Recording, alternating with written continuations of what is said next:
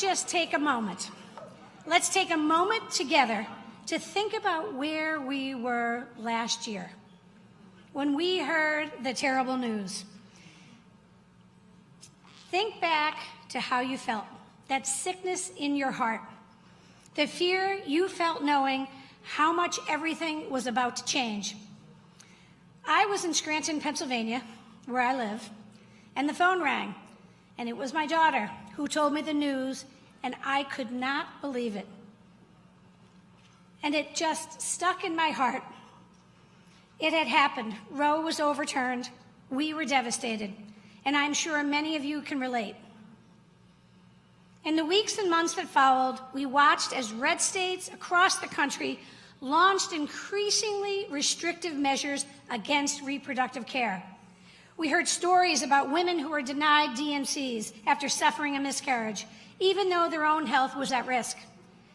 We learned that women now faced criminal charges in states with strict anti-abortion laws. We saw how Roe being overturned could affect IVF, egg freezing, and more, and we knew we were at a critical turning point. And that's when a deeply wonderful thing happened.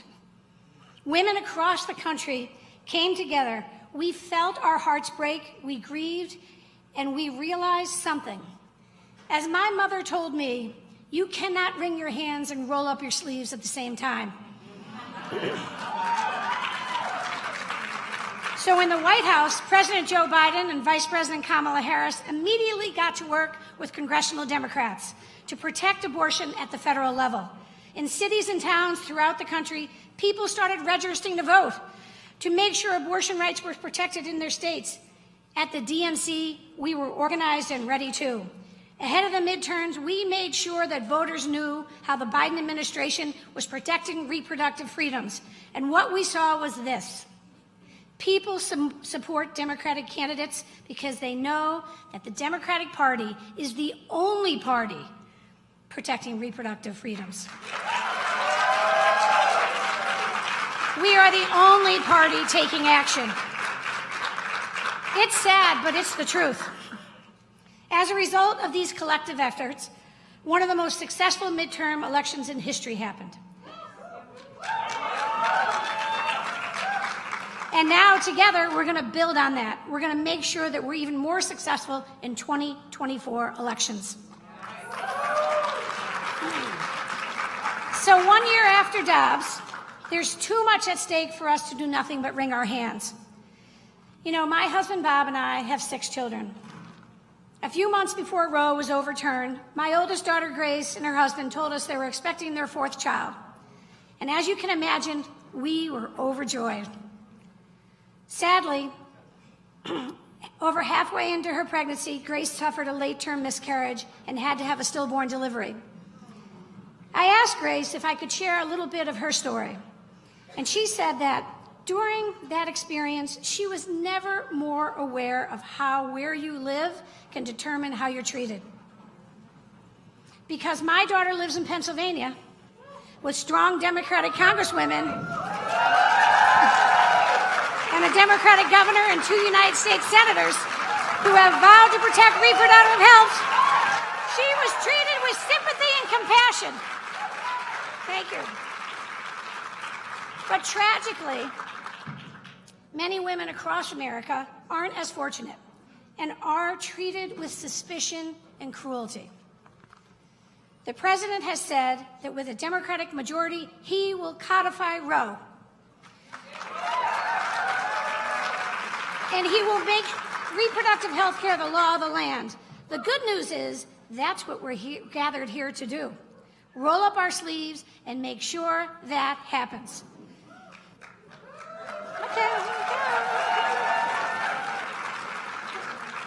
Today, I'm proud to be with some of our country's strongest defenders of reproductive care. And wow, what a team it is.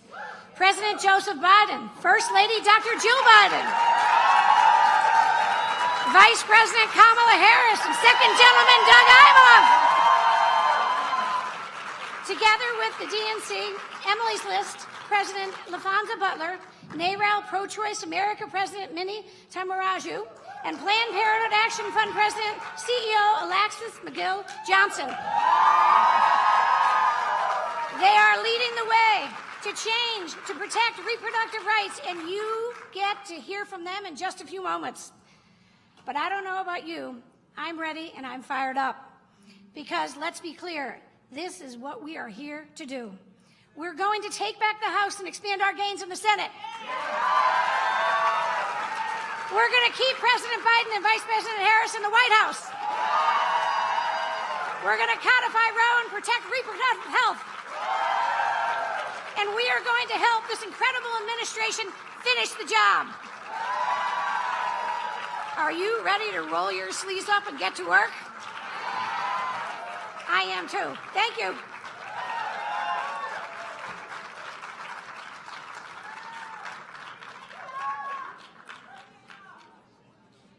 Please welcome Speaker Emerita Nancy Pelosi.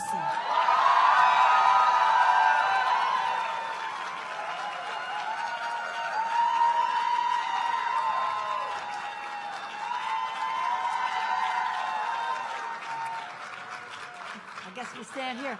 Hello, everyone. This is a day, right? Well, Virginia, thank you for your rousing remarks and your commitment to the good health of America's women. But in addition to that, for the generosity of spirit of sharing your daughter's story. Because when we're talking about this, we're talking about not only choice being on the ballot, but health being on the ballot, lives being on the ballot. So Virginia posed in her opening remarks, we all remember where we were when we got the news. Well, I know where I was. I was in Colorado having a shall we say, political event with my colleagues there. And as soon as we heard, I said to Diana DeGette, who is the co-chair of our pro-choice caucus in the Congress, she along with Barbara Lee are the co-chairs. I said, Diana, can you believe this? And I said, I'm going from here to Texas. Imagine I was going to Texas the next day, to Texas. And I said, I just want to be sure that we're all on board for us to introduce Judy Chu's legislation to protect a woman's right to choose tomorrow morning, first thing. First thing. So when this was happening, it was startling, it was heartbreaking, it was what? But we were ready. Judy Chu had introduced that legislation, I don't know how many times since about 2013.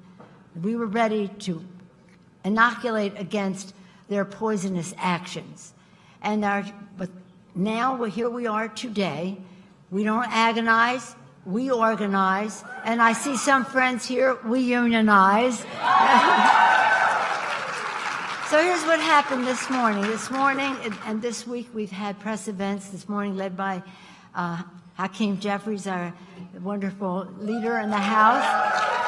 Catherine Clark, Pete Aguilar, so many members gathered together with our pro-choice co-chairs, Diana DeGette, as I mentioned, and Barbara Lee, and Judy Chu, so that Judy could announce that in 2 days, in our discharge petition, we have 211 co-sponsors, 211 people. So what that means, we'll call them co-sponsors, signatories. Our response now, since we don't have the House, is that we can have a discharge petition. What that means is we need 7 Republicans, of the twice that number at least, who have won in Biden districts, to sign up for a discharge petition so that we can discharge that bill. Now, some of the people who are here that signed on to that, Chrissy Houlihan was acknowledged from Pennsylvania, Debbie Wasserman Schultz from Florida, Sarah Jacobs from Florida, Hillary Scholten from Michigan, Emily Sykes, Ohio, Andrea Salinas. I'll just read their names without the state. I'll go past them. Brendan Boyle, another Pennsylvanian, Kim Schreier, Melanie Stanbury, and I said Chrissy Houlihan again. Any others back there came in since I was? Oh, here we are. Diana DeGette's here. I just mentioned Diana. Garcia, Congressman Garcia from Texas. So, Diana, I was mentioning our conversation as soon as we heard it that night in Colorado. Get on the plane, go to Texas.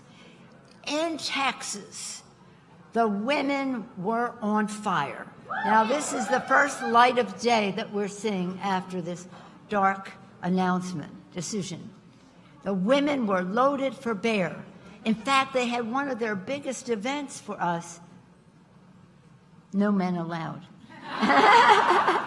We just had to have some girl talk.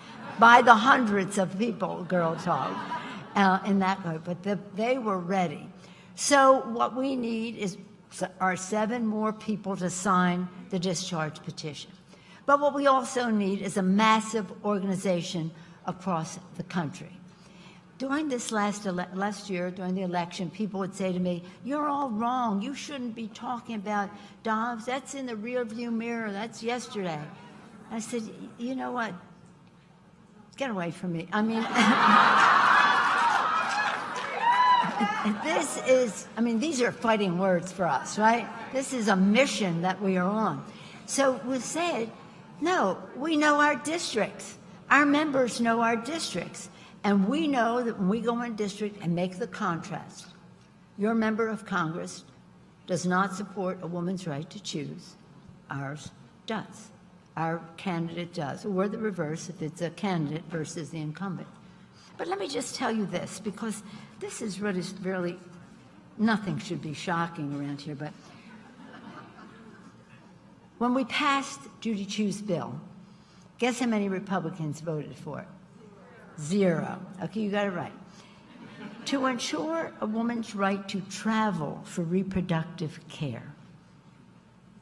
3.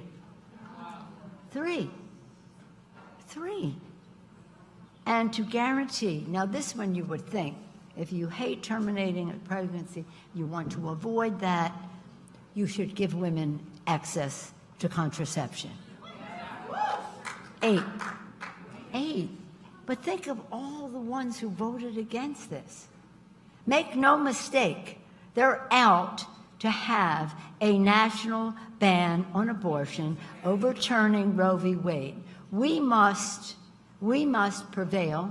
Now, I don't say this as a threat, but we have to let people know there are consequences to their actions.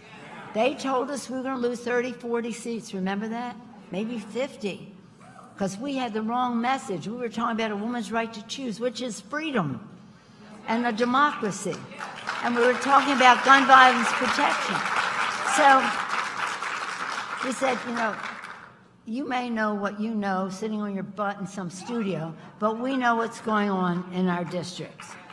And what did we lose? 5 in New York, and we'll get them back. We lost 1 in California. We'll get that back. So we're ready to win. But in order for this to work, we need, again, not agonizing, organizing, the best possible mobilization so that these members know there is a price to pay for insulting the women, for disrespecting women and their right to their health care. And there's a price to pay. And I don't say that as a threat. I say it as a prediction. So, are you ready for us to have a strong victory for the House of Representatives and make Hakeem Jeffries the next Speaker of the House? Catherine Clark, the Democratic Majority Leader, and then the Majority Whip, and the list goes on. And it's going to be wonderful. But in addition to that, we have to pick up a couple of seats in the United States Senate. We have to be able to pull back the curtain of filibuster so that we only need 51 votes to do that. 51 votes were willing to do that, and then we can pass the bill with 51 votes and not have to worry about 60 votes. And then, most important at all, because it's not just about the presidency and the vice presidency, it's about the court system. It's about the spirit of America. It's about everything. so much, has such an impact on how we are viewed in the world, what it means, the kitchen table issues of America's working families, and what it means in terms of preserving the planet for future generations, gun violence protection for our children. So many subjects that you can name. So many subjects that you can name. So important that we give a rousing re-election to Joe Biden and Kamala Harris as President and Vice President of the United States. Are we ready for that? I thought so. Now, if any members have come in since who have already signed the discharge petition, which is every Democrat except one, anybody want to, that maybe you weren't acknowledged before, speaking this few minutes? I have to leave as soon as the president finishes because I'm getting on the plane going to San Francisco. And when I land, it'll be just dark enough for me to flip the switch, thank you, just dark enough for me to flip the switch to have the Bay Bridge lit up in gay pride colors for Gay Pride Week. It has to be dark enough. But in any event, let's thank Emily's List. Oh my gosh, the Pro-Choice America of NARAL, Emily's List, Planned Parenthood for America, they and all of you. Just remember this. There's nothing more important to a member of Congress or any elected official than the voice of his or her own constituents. So make sure they're hearing from their constituents, because their constituents are their bosses, and their constituents are the people who vote for us. That's all they're interested in. They're not interested in people calling from here and there. That's important for getting out the vote. But when we want to deliver the message, I want to know where you stand in terms of my health, my life, really, and very importantly, that of our children. So thank you all. And by the way, I saw Reese and Evie. Now, there are many young people here, and that's a beautiful thing. But they're the youngest, and it's all about the children for the future. We're ready for a great Democratic victory. Thank you all so much. Thank you.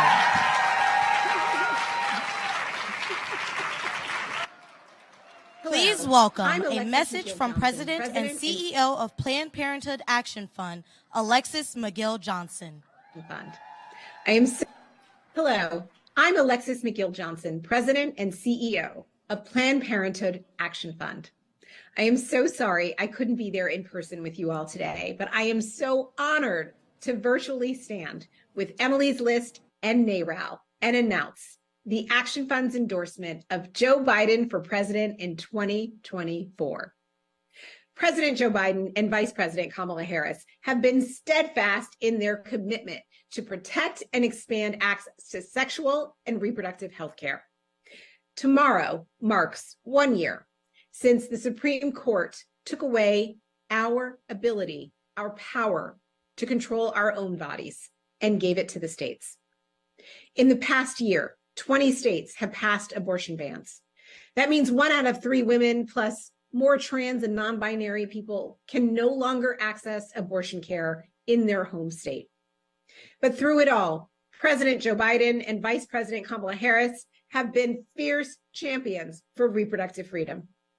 I am so proud of the bold actions that this administration has taken to protect patients and to protect providers, to give them accurate information and to let them know they are not alone, that there are people in positions of power that are fighting for them. This is what leadership looks like. Leaders meet moments of uncertainty with boldness and clarity. But we know there's more work to be done. The opposition has made it clear that returning the question of abortion to the states was never enough. They want a national abortion ban. They're coming for even more rights and freedoms. Instead of focusing our country on issues that will move us forward, the opposition is taking us back. Americans should not be held back by hostile forces. They should be lifted up by hope and possibility. Americans need leaders who will stand up and fight for them. Americans need Joe Biden and Kamala Harris back in the White House. Planned Parenthood Action Fund will do everything we can to keep Joe Biden and Kamala Harris where they belong. We know that by working together, we can achieve a world where all people can access reproductive health care, no matter who they are or where they live. Thank you, President Biden. Thank you, Vice President Harris, for your incredible partnership and your incredible leadership. I will see you on the campaign trail.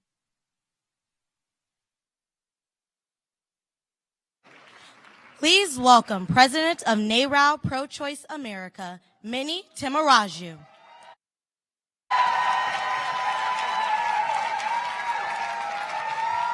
Hello. So wonderful to be with you today. I'm Minnie Timaraju. I'm the president of NARAL Pro-Choice America. And thank you. Go NARAL. I know you're here. And our 4 million members, thank you for joining us tonight. I want to start by thanking all of the abortion rights, health and justice advocates and providers who are here with us.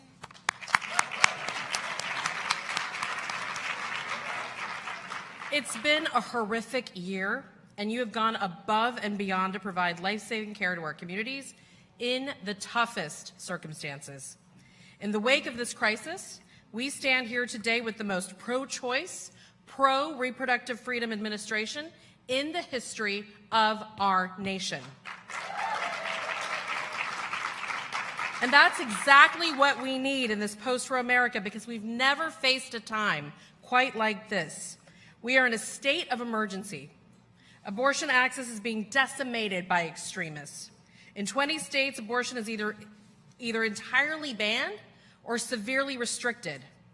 Our research at NARAL shows that since Roe was overturned 1 year ago, 20 million women of reproductive age have either lost access to legal abortion entirely or face new restrictions so extreme that they've made it nearly impossible to access the essential care that they need. That is why we are making our earliest ever endorsement in a presidential campaign for Joe Biden and Kamala Harris.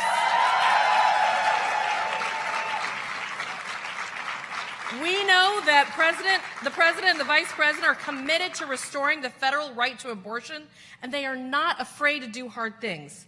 They've done work to protect and restore our rights, from executive actions, including the one today on contraception, defending our reproductive freedom, and championing the Women's Health Protection Act. They've directed the Justice Department to defend reproductive freedom in the courts. They've nominated and confirmed a record-setting number of fair-minded qualified judges who believe in our freedoms, including thank you, Heather, including Associate Justice Ketanji Brown Jackson. That's why we're all here today. That's why our organizations are uniting once again to make this historic endorsement and kickoff for our campaign now. And from one president to another, I've got to say, this is a big effing deal. In 22 states, plus the District of Columbia right here, we have pro-reproductive freedom majorities in power who are codifying our rights into law.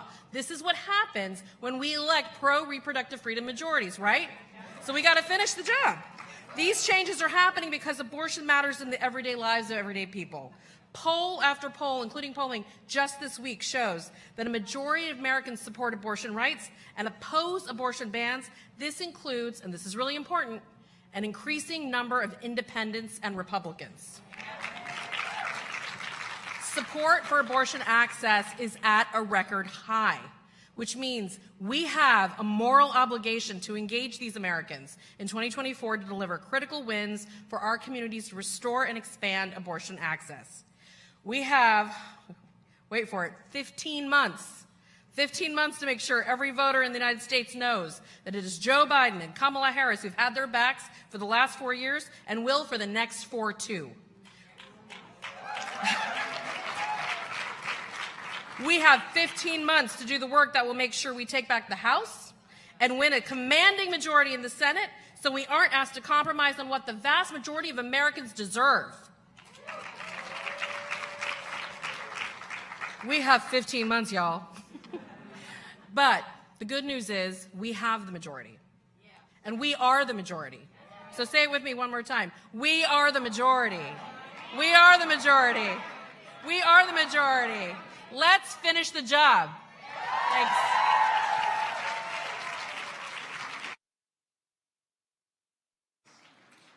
Please welcome President of Emily's List, LaFonza Butler.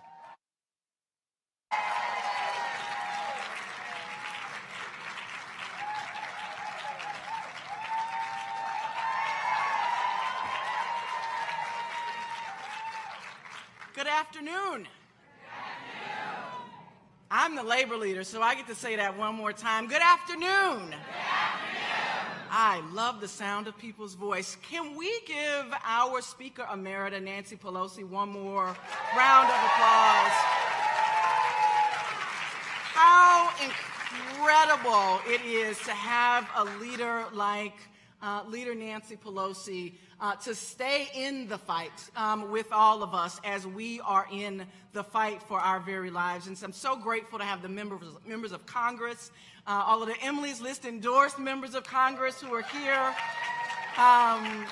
So grateful and glad to be here with all of you today. As was noted, I am LaFonza Butler, president of Emily's List, the nation's largest political resource for women in politics.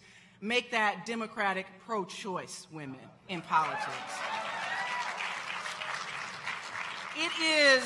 It's not news to anyone in this room that we are in a fight for our freedom. Every day we hear about Republicans who have found more and more cruel ways to roll back our rights. In states across the country, they are working overtime to make it harder for us to make our own health care decisions and determine our own future. But we know that Americans across this country want these rights themselves, want these decisions to be our own and not our government. And we believe that voters deserve leaders who will not only respect their choices, but they want leaders who are going to fight to protect their rights. Leaders like President Biden and Vice President Harris.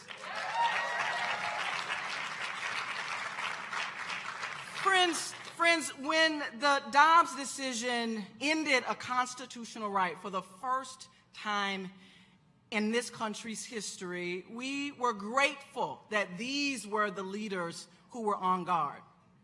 Leaders who've been vocal advocates for abortion rights across the government and across the country, from fighting in the court to working across agencies and offering a budget that would protect abortion rights for everyone. This is the most pro-choice administration we've ever seen.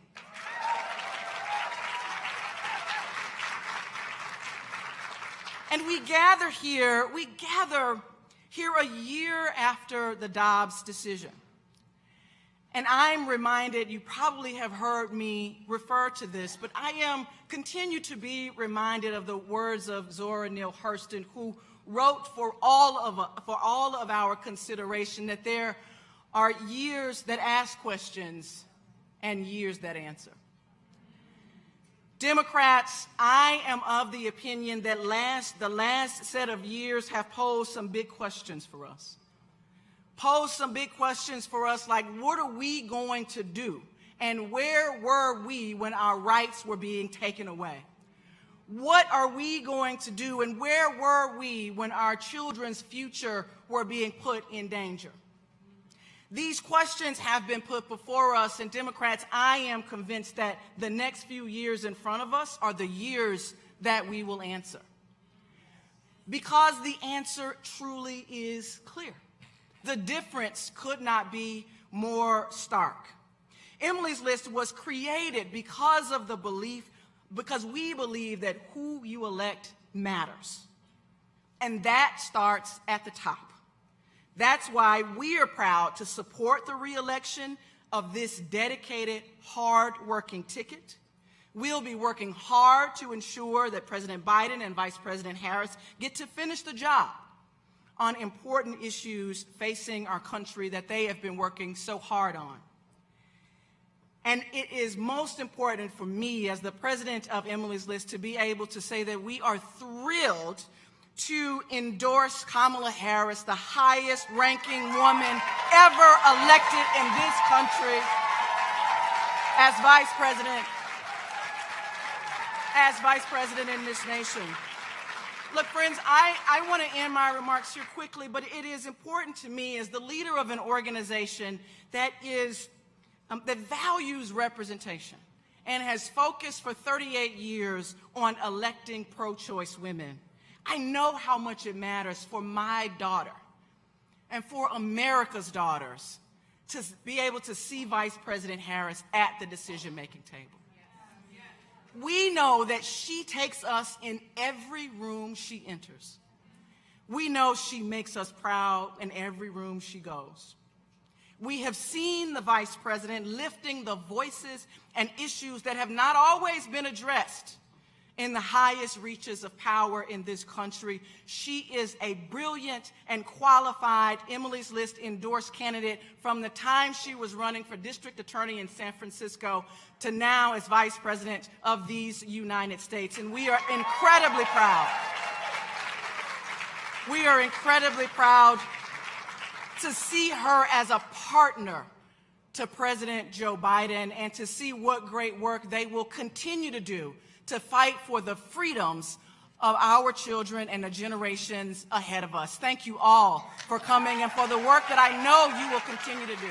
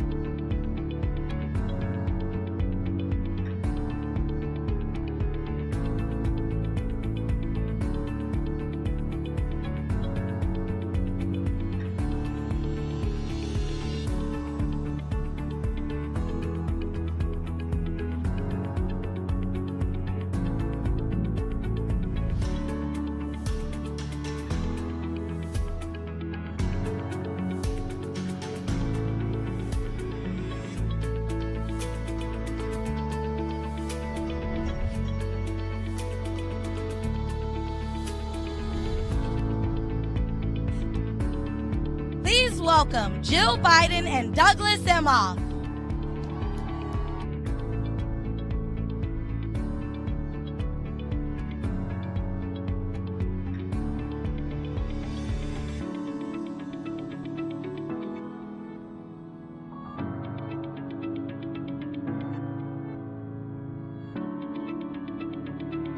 Hello, everyone. Woo! We're back. It's great to see everyone. Let's hear it for our amazing speakers. If you heard clapping backstage, that was us. So much energy in this room, all the leaders, all the activists, all the elected officials. Thank you for having me and letting me say a few words. It means a lot. And I've seen you all out there. I've seen you out all around the country fighting for all of us, fighting for our rights. So I see it. We all see it. But let's just go back a year. I remember where I was, but I also still remember how I felt. And I'm still angry a year later. But I could remember it. I was here in D.C. My wife, the Vice President, Kamala Harris. It still never gets old saying that. But she was on Air Force 2 traveling to an event, and the news hit, so she was able to see it. And she called me within seconds. And it was something like, Dougie, they actually did it. They actually did it. And then within minutes, our then 23-year-old daughter, Ella, texted me. And I hear from her when I want to hear from her, but this was one of these, Dad, you need to do something about this. And then within minutes after that, my 80-something-year-old mother, Barb, again, I don't hear from her unless I need to hear from her. It was like, honey, you need to do something about this.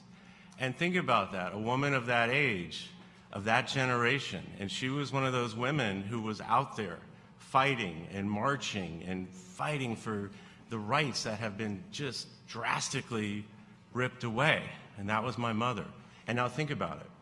All these years later, 23, now 24-year-old daughter somehow is going to have less rights than my 80-something-year-old mother. That cannot stand. That cannot stand. Thank you. So like I said, I'm still angry about this, but like all of us, we have to turn that anger into action. So for my part, this past year, I've written articles, I've traveled and spoken all over the country, a lot of times to young men, to get them activated, to know this is an issue for them. And I've worked with these three groups, and I've worked with a lot of you talking about the important issue of abortion access and reproductive freedom. And just yesterday, I had I have to say, a pretty painful group of conversations with medical providers. And hearing firsthand the horror stories that are now out in the news, but this is real life. And this has an absolute real life impact on women. And these stories are horrific. These draconian laws in these states that have no regard for women's health, let alone our fundamental rights, are literally affecting, and sometimes fatally, the health of the women of this country. And us men, this is an issue for us too, all of us, and that's why I think it's important to use my voice in this microphone to talk about this issue, that abortion access, reproductive freedom is an issue for all of us, men, women, everyone. Because it affects us, and it affects our fundamental rights, and women cannot be less than. It's just the right thing to do. It's the right thing to do. So I could not be prouder to be part of this team led by our great President Biden, Vice President Harris. As you know, they are fighting for you each and every day for fundamental human rights and for the future of this country. And I get to see it firsthand. they have your back. They have all of our backs. And speaking of a leader, a warrior for so many issues, and again, I get to see it firsthand, someone who stands up for human rights, for women's rights, the rights of women and girls all over the world, not just here. Our amazing First Lady, my good friend, Dr. Jill Biden.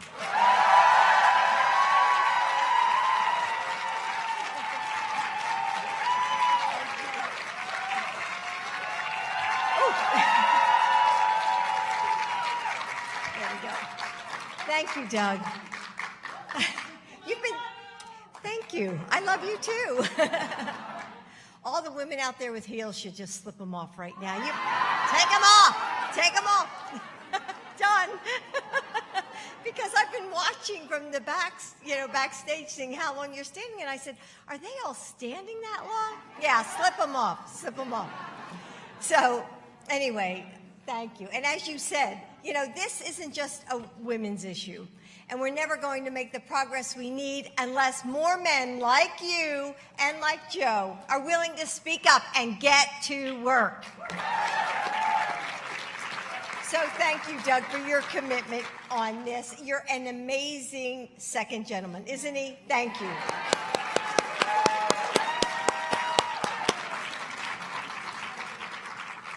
So, good afternoon. I grew up before Roe v. Wade, and abortion was something that really we only whispered about.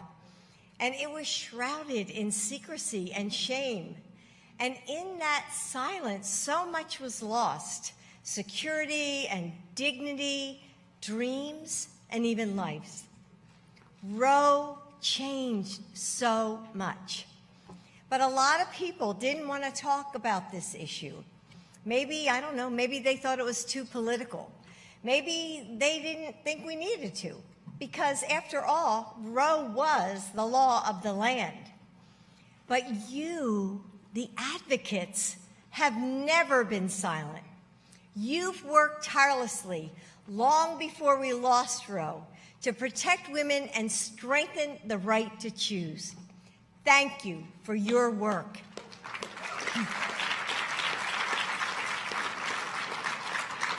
Today, we find ourselves refighting the battles of the past, and it's heartbreaking. And yes, we knew that there would be devastating consequences from this decision. But knowing still couldn't prepare me from what I heard a group of courageous women who shared their stories at the White House this week. Maybe you saw it. It was Elizabeth, Anya, Nancy, Austin. They came from different backgrounds and states: Florida, Texas, Louisiana. However, the details of their experiences were similar. They wanted these pregnancies. There was crib shopping and ultrasounds stuck to the fridge, and then a devastating diagnosis. Doctors who refused them care. Pain and humiliation and deadly infections. They described being told that they were in medical danger, but not enough to get the abortions they needed. They talked about being afraid to tell people what happened, of feeling like a criminal as they fled their home state to get care, how their spouses felt helpless, terrified for their families. They recalled their stories, if any of you saw it, with stone-like strength, poised, practiced. But then I would see a memory flash across their eyes, as if they were back in that bathroom, waiting for the worst, or praying that they'd make it to safety as they crossed the state line. Their voices would crack. They'd pause to fight back the tears. And we all waited in silence, grabbing a hand, breathing together through the pain. It was a sisterhood of survivors, not just of loss, but of a cruelty that made that loss so much worse. The women I spoke to didn't want to relive the worst moments of their lives, but they kept doing it. They tell their stories again and again, not for themselves, but for all of the women who can't. If they can raise their voices, how can we do any less?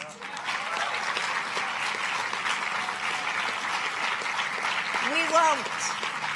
We won't. Women put Joe and Kamala in the White House, and we will do it again. Not just for ourselves, but for all of the women whose educations and careers and families were founded on the ability to choose when they have children. For the young women who will grow up in the world we're shaping for them right now.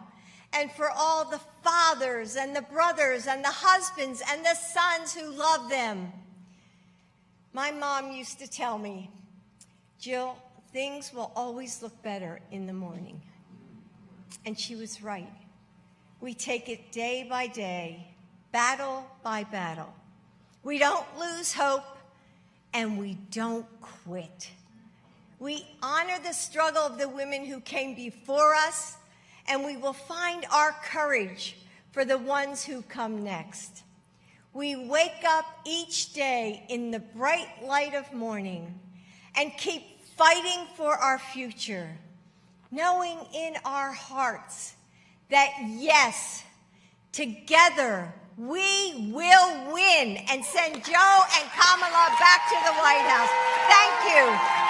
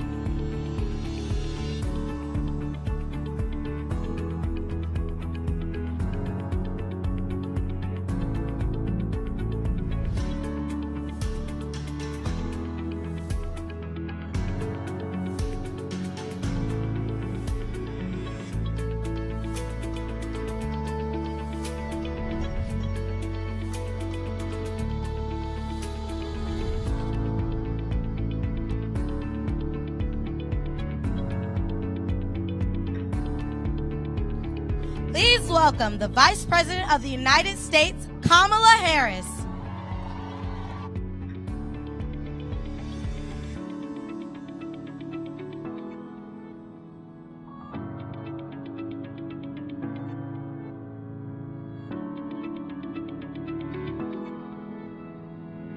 Hi. Good afternoon. Good afternoon. Good afternoon. Oh, it's always so good for us to all be together. What a powerful, powerful group of true patriots, of true patriots, of true patriots. You know, because there's something that is so important about this fight that we are in. So fundamental. We are fighting on behalf of foundational principles. One of the most important principles upon which our nation was founded, the importance of freedom. Freedom. Freedom to make decisions about one's own life, one's own body. The freedom to be free from government interference when it comes to one's private decisions that are about heart and home. We are here because we love our country. We believe in these foundational principles. And we will always fight to achieve the ideals of our country. That's why we are here together.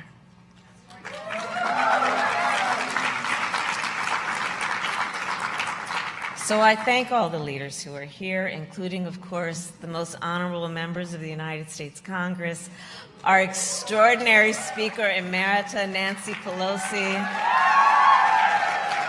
a great woman, a great leader, the champion of our administration for women and families, Dr. Jill Biden. And of course, my husband, the first, second gentleman of the United States. So it really is a joy and an honor to be with a group of folks, leaders of so many movements, but in particularly the organizations that I've been proud to work with in my entire career. LaFonza mentioned it. I mean, I have received endorsements from these three organizations over the course of my career, and I do believe it is a function of the work that we have done together on so many issues that, again, are about freedom and about dignity and about autonomy and about the rights and the dignity to which all people are entitled. So I want to thank Emily's List, Planned Parenthood, and NARAL for all that you are and all that you do. Emily's List, I mean, LaFonza Butler, how about that? She is extraordinary. And then, of course, Ellen Malcolm, who has just been a shining star in this movement for so long. And you know, as district attorney, as attorney general, I worked with NARAL on so many issues, including our work to defeat an anti-choice ballot initiative and our work to protect health clinics and providers from violence. As a United States Senator, I worked with Planned Parenthood on critical legislation, including, I was a proud co-sponsor of the Women's Health Protection Act. And so there's a lot of work that we have done together, providing us with the roadmap of what we will do going forward. And for all of those reasons, today, President Biden and I are honored to accept the endorsement of these three organizations for 4 more years.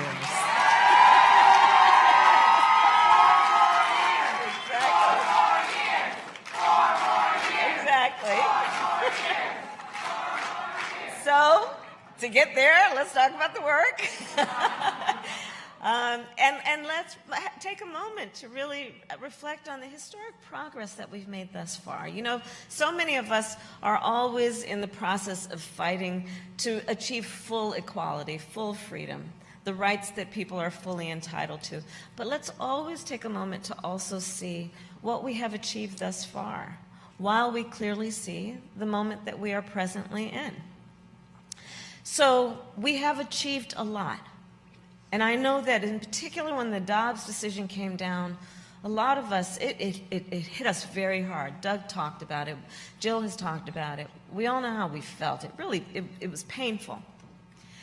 But let's also remember what we have achieved together to continue to provide us with the sustenance that we rightly deserve to know that we make a difference when we are in this fight. And let us center on this moment also. And I do believe this is a moment when we are seeing a national agenda, which is a full-on attack on so many of our hard-won rights and freedoms that we thought were long settled, but are now under attack. That's the moment we are in, including almost exactly 1 year ago when the United States Supreme Court, the Court of Thurgood, the Court of RBG, took a constitutional right that had been recognized from the people of America, from the women of America, took the right of every woman to make decisions about her own body. So tomorrow, many of us will be, and I invite you, I know we're going to be spread out all over the country, but I'll be in Charlotte, North Carolina, where I intend to describe the impact of the past 365 days on the health, the safety, and the well-being of the women of our nation. And the impact is clear. And a year later, it is also clear that extremists in Congress plan to ban abortion nationwide. Nationwide. But I have news for these extremists. As I look at all the friends and the leaders, the people of America will not accept that. Planned Parenthood will not accept that. NARAL, pro-choice, America will not accept that. Emily's List will not accept that.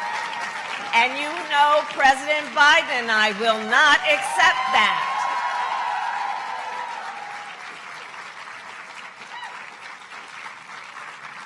And I do believe when you know what you stand for, you know what to fight for. We stand for the freedom of every American, including the freedom of every person, everywhere, to make decisions about their own body, their own health care, and their own doctors. So we fight for reproductive rights and legislation that restores the protections of Roe v. Wade. And here's the thing. The majority of Americans are with us. They agree. The majority of Americans are with us. From Kansas to California during the midterms, the evidence is clear. There's empirical evidence of this point. The majority of Americans agreed that an important attribute, and I believe this, the President and I were talking about it, the majority of Americans I know also believe that an important attribute of a true leader is the ability to have empathy. To truly have some curiosity, concern, and care for the struggles of other people. You know, there's something happening in our country right now where some people would suggest that the measure of strength is based on who you beat down. That's perverse. The true measure of strength is based on who you lift up.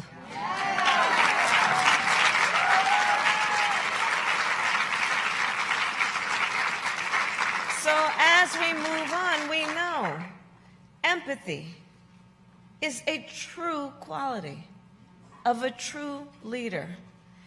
And that is the true Joe Biden, I might say. And Americans know that when we go forward on this issue, it is also a truth that one does not have to abandon their faith or deeply held beliefs to agree that the government should not be telling her what to do with her body. So Planned Parenthood, NARAL, Emily's List, we stand and we fight for the women, for the people of America, and for the dedicated healthcare providers of America, providers like our next speaker, and I'm so proud to introduce her, an OBGYN who is on the front lines of this fight. Please welcome Dr. Serena Floyd, Medical Director for Planned Parenthood of Metropolitan Washington, D.C.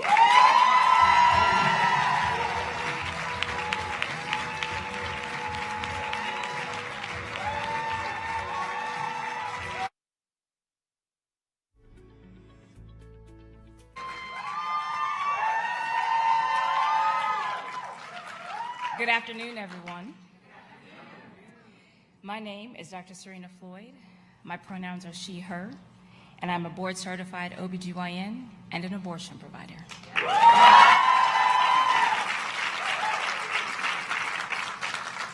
I decided over 20 years ago to become an OBGYN physician because of the meaningful impact I could have in others' lives.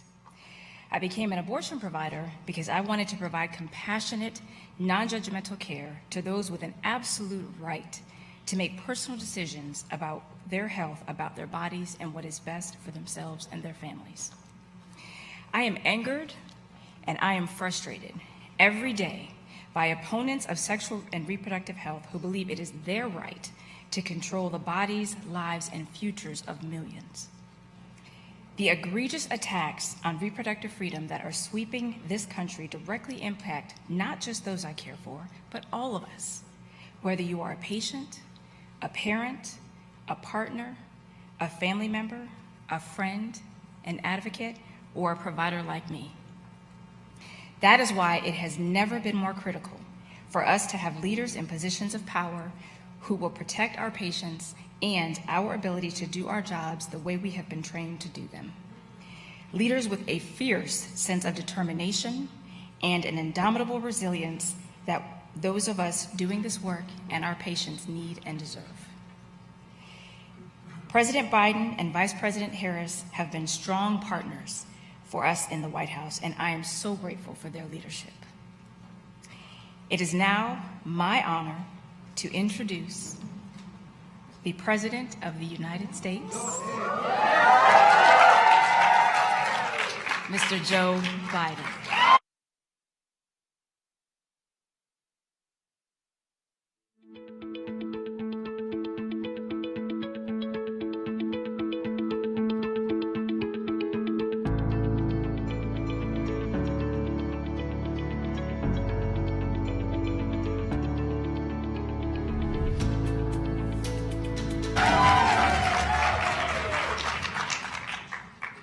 Jill said you women should take off your high heels. The rest of you should lie down. My Lord, talk about commitment standing all this time. Thank you, Doc. I appreciate that introduction. I really do. My name is Joe Biden. I am Jill's husband and Kamala's running mate. Y'all think I'm kidding. I want to start by thanking Kamala for taking the lead on this issue and so many other issues in our campaign and our governing. And I want to thank Jill and Doug for their work shining a spotlight on the issue affecting women. And I want to thank all of you, Emily's List, NARAL, Planned Parenthood, for your endorsement. It's a big deal. It's a big deal. Your support was critical last time around, and we're so grateful for it, and we're working hard for you again. I can't think of 3 organizations that will have more consequential impact on the right and the ability to regain freedom. You know, you have troops on the ground in every single state. We're going to need all those troops in those states. We want to thank Nancy Pelosi, a good friend who's been an ally and friend of mine for a long time, as well as the many members of Congress that are here, and elected officials from all around the country. To state the obvious, and it's clear by now, it's almost redundant to say it, this fight really matters. It really, really matters. Since the day the Dobbs decision came down, 1 year ago tomorrow, we've seen the devastating effects all across the country. Women turned away from emergency rooms, denied life-saving care. Moms, college students, teachers, nurses, traveling hundreds of miles to get basic reproductive health care. And we just heard from Jill, who's heard the stories firsthand. You know, we've all heard the stories firsthand. People come up to you, people we've known, people we've grown up with. You know, and since that dark June day last year, each of you has worked tirelessly to fight back. And the Dobbs decision, the court practically dared the women of America to be heard. This was the majority wrote. Women are not without electoral or political power. You ain't seen nothing yet, court. Oh, I really mean it. Think of the challenge that is. I said at the time that I didn't think the court, for that matter, the Republican Party, knew for decades have pushed their extreme agenda, have any clue about the power of women in America. I said they were about to find out. And by the way, in the midterms, when we were supposed to be blown out, they did find out. And they're going to find out again. I really believe it in my heart. I believe it. Look, we were criticized for making this an issue in the midterms. In fact, I got attacked for it. But you know, all along, what Kamala and Doug and Jill and I knew as well, the Americans would not stand by and let the court take away the right that's so fundamental. That we'd fight to restore these protections of Roe v. Wade and make it the law of the land once again, and we're going to do that. And we would let most personal decisions fall in the hands of politicians instead of women or their doctors. The court was betting that all of us would remain silent. But my mother had an expression. She said, Joey, never bow, never bend, never yield. Just get up. Oh, you think I'm kidding. You didn't know my mom. That the women of America would remain silent was just beyond comprehension. that Kamala and I would remain silent. Well, we're not. We will not remain silent. And all over this country, thanks to the hard work of the voters, delivered a clear message. In Kansas, in Michigan, in Kentucky, in the polls in November, Americans voted to protect the woman's right to choose. In fact, you all showed up and beat the hell out of them. No. So what's really remarkable is despite the will of the American people, MAGA Republicans have made clear that they don't intend to stop with the Dobbs decision. No, they won't, until they get a national ban on abortion. Speaker McCarthy has said, quote, "Our work is far from done," end of quote. Senator Lindsey Graham wants to criminalize doctors and nurses who provide medical care for their patients. Make it a crime. Republicans in Congress have proposed 3 national abortion bans just this last year. Well, make no mistake about it.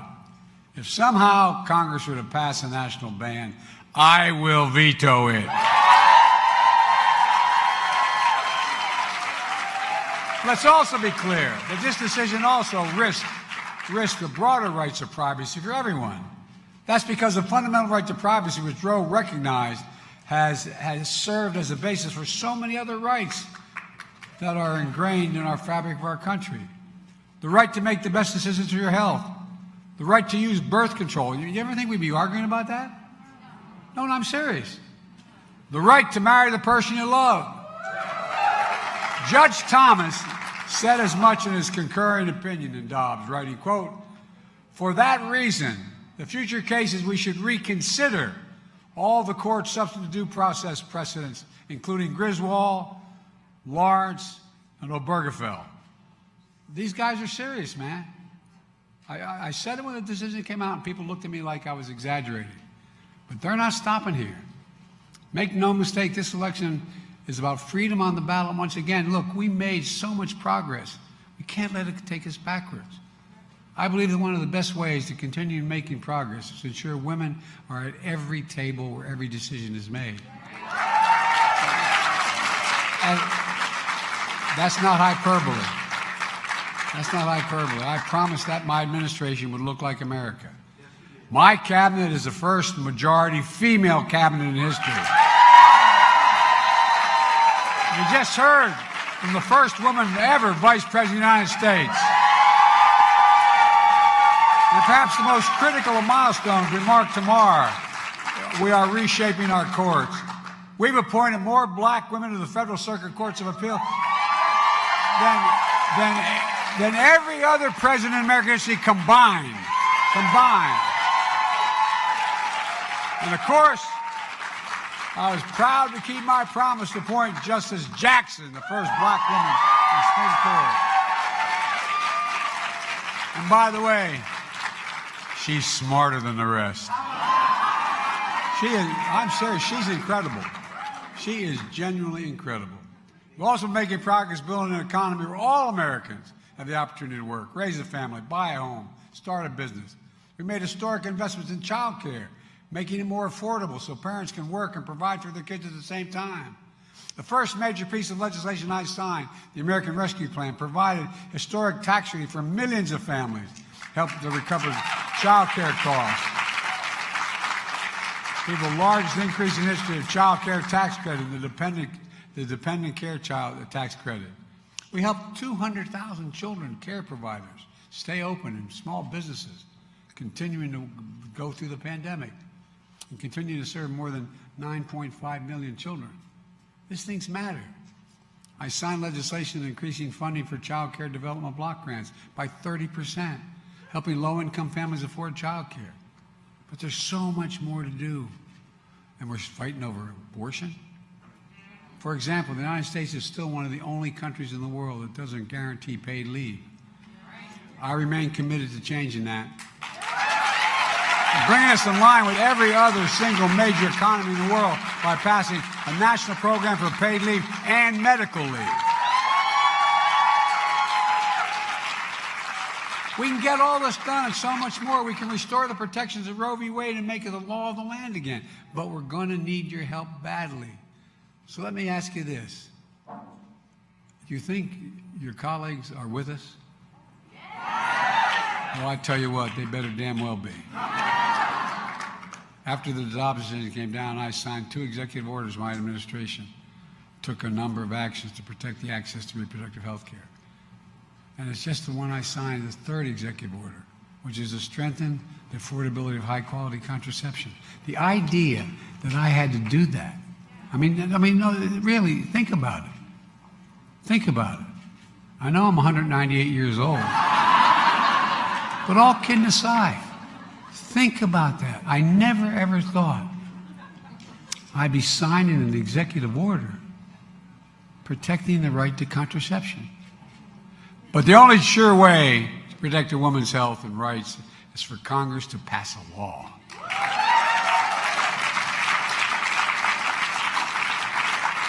As I said before, the court got Roe right 50 years ago. And I believe Congress should restore the protections of Roe v. Wade once and for all. So we need your help. So I'm asking again, are you with us? You're going to get this done?